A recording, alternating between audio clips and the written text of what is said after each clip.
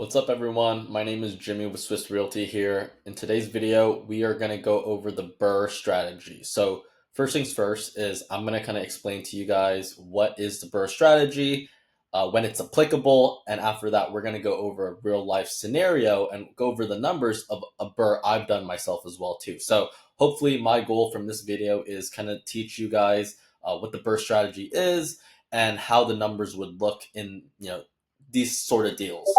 So first things first is, what is the BRRRR strategy? So when it comes to BRRRRing, you're going to essentially be buying a fixer-upper. You're going to rehab it. You're going to try to build equity from it. And after you've, renovated it, it looks great. You're going to rent it out to someone. After you rent it out, then you would refinance. And then the goal would be to repeat the process, because after you refinance, you want to pull out as much equity as possible. So essentially, you're going to be owning a property for much less than 20% down. Ideally, you want to do a clean BRRRR, which means that you don't leave any money in the deal, but more likely than not, you're probably going to have to leave a little bit of money. Obviously, it's going to be a lot less than the standard 20% that you would do when it comes to a normal buy and hold property. But again, the goal of a BRRRR strategy is that you want to leave as little bit of money in the deal as possible, and then you want to rinse and repeat the cycle and essentially buy more rentals and essentially leave as little money as down possible, so you can kind of scale your real estate investments as much as possible. Okay, so that's the goal of it. And another question I get asked a lot by my clients is, when should I do a standard buy and hold, or when should I BRRRR? So my answer to this question is, it really depends on your goals and your resources. If you are that investor client and you have, let's say, a liquid $1 million in your bank account and you have a ton of cash to work with, I'm gonna be honest with you, you should just go with the standard buy and hold. Just put 20% down, because for every rental property you buy, because you can afford to. And on top of that, when you put 20% down, it's as easy as it gets, in the sense that you don't have to really rehab it as much. You don't have to pay a hard money lender. You don't have to pay all these big lender fees and these high interest rate loans. You don't have to deal with any of that.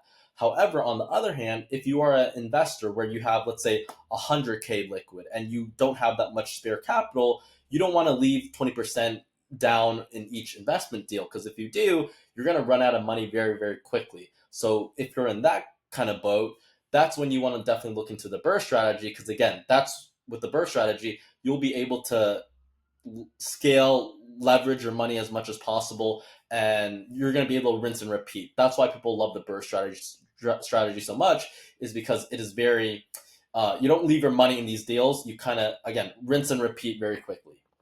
Okay, so we're going to go over example. So first example we're going to go over, and this is a BRRRR that I personally bought myself. This is actually one of my first investment properties here in Columbus, Ohio.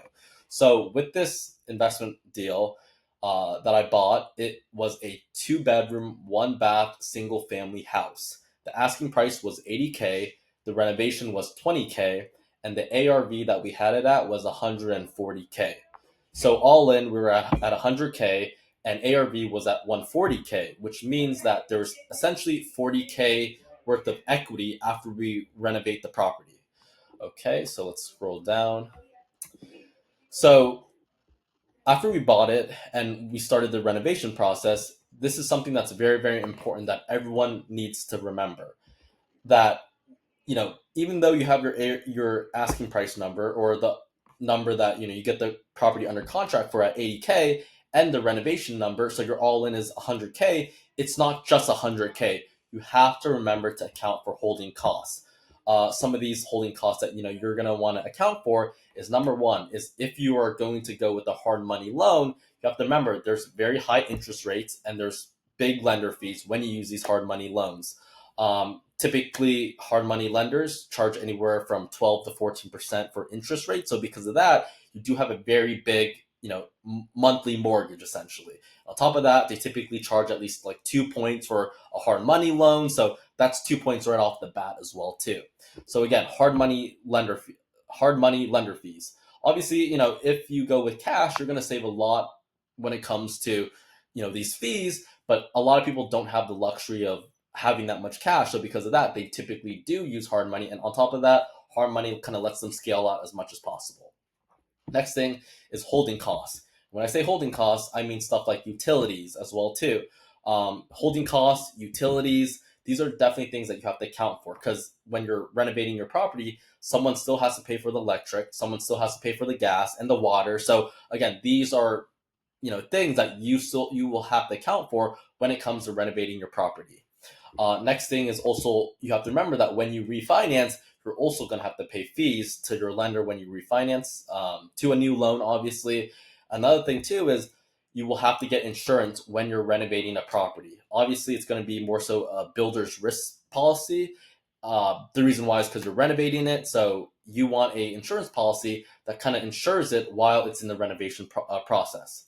And then also the last thing I always make sure to remind people of is, if you're going to borrow private money, you also have to remember to account for that as well too. Because again, private money, it's not free. You have to pay interest to your private money lender. So again, something that you will always have to account for. So going back up to the example above, so when it comes to our numbers, asking price is 80K, renovation is 20K, but it's not just 100K overall. That's not our all in. Once we account for all these numbers, it's going to be significantly higher than 100K. So let's kind of go to our numbers now. So first things first is we are going to refinance based on the LTV.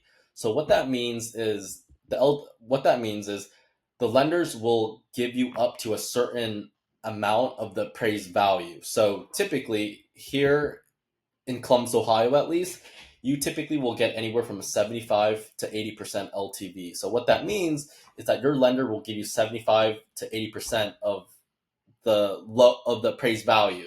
The rest of the amount you're going to have to keep as a down payment. So for the example's sake, of course, we're going to use 75% LTV in this example. So what we're going to do is we're going to get the ARV number first, which is, as you can see right here, it's 140K. We're going to do 140K times by the 75% LTV, and from that we get the number 105K. So what that means is that in the refinance, the lender is allowing you, the investor, to pull out 105K out of the deal. Obviously, the rest is going to remain as principal, but what you can pull out from the refinance is 105K. So let's recap. Our purchase and renovation all in was 100K. And for the example's sake, just to make it easy for everyone, of course, we're going to say our holding costs, utilities, refinance fees, all that stuff, we're going to say it's just 5K overall. So actually, our all-in is 100K plus pretty much all these holding costs, utilities, refinance, insurance, all that stuff. We're just going to say 5K just for, again, example's sake. And if I'm not mistaken, it was around 5K as well too. So just wanted to make it easier for everyone. All in, we're at 105K. This is a clean BRRRR because, again, purchase plus renovation is 100K. All the other holding costs, utilities, refinance, insurance, 5K. All in is 105K, and we get to pull out 105K from this deal. So pretty much we're completely, paid off essentially. And on top of that, we're going to own this property free and clear. And on top of that, we have 35K worth of equity in this deal as well too. Because you got to remember, the ARV is 140K, but we're pulling out 75% LTV. The rest of it, the 25% equity, that remains with the property. So essentially, what that means is we are completely free and clear of this property, but we still also own it with 35K equity in the deal. So aside from that, that is kind of how the BRRRR model works. This is what I did for one of my first investment properties here in Columbus, Ohio. I know it seems like a lot in the beginning. So again, if you have any questions, anything like that, please reach out. I'm more than happy to help. Aside from that, that is pretty much the BRRRR model. Thank you so much, guys, for taking time to watch this video. Really appreciate it. Let me know if you have any other questions or any feedback or comments. I would love to help. Again, just to recap off one last time, my name is Jimmy. I'm an investor agent here in Columbus, Ohio. I help people find their next buy and hold, BRRRR, flip, or even short-term rental here in Columbus, Ohio. I did 17 million in real estate sales in the last 16 months. So again, if you have any questions or need any help or even want to find your next investment deal, reach out to me. I would love to help. Definitely hit me up. Thank you so much, guys. Really appreciate it.